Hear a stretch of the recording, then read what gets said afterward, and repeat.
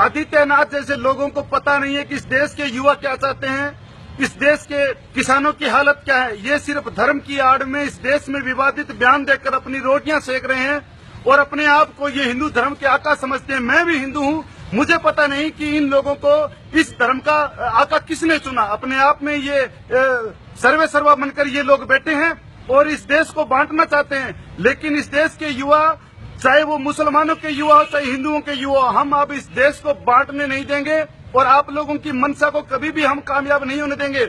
आपको पता नहीं है कि जिस संसद की कैंटीन में बैठकर आप खाना खाते हो, वो रोटी का आटा सिखों के खेत से भी आता है, हिंदू के खेत से भी आता है और मुसलमान के खेत से भी आता है। लेकिन तुम लोगों को पता नहीं है, तुम वास्तविकता से हटकर तुम लोग जी रहे हो, ये हम सब जानते हैं। तुम तब कहाँ गए थे जब तुम्हारे ब्रांड एम्बेसडर बाबा रामदेव दिल्ली की सड़कों पे औरतों के कपड़े पहन के भागे, तब तो तुमने कोई बयान नहीं दिए।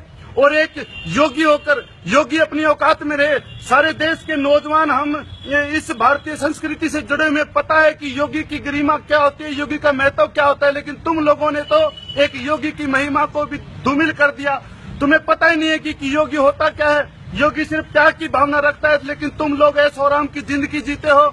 5 रुपए का नकली माथे पर चंदन लगाकर तुम लोग इस देश को ठगना चाहते हो। मगर अब ये देश वो देश नहीं रहा। मैं फिर आदित्यनाथ जैसे लोगों को चेताना चाहता हूँ कि तुम लोग कितना भी जोर लगा लो, तुम्हारे जितने भी तुम लोग कट्टरपंथी हो, चाहे हिंदुओं के कट्टरपंथी हो चाहे तुम मुसलमानों के कट्टरपंथी हो, तुम लोग इस देश को दो फाड़ नहीं कर सकते और तुम्हारी औकात इस देश के भाईचारे से बड़ी औकात नहीं है।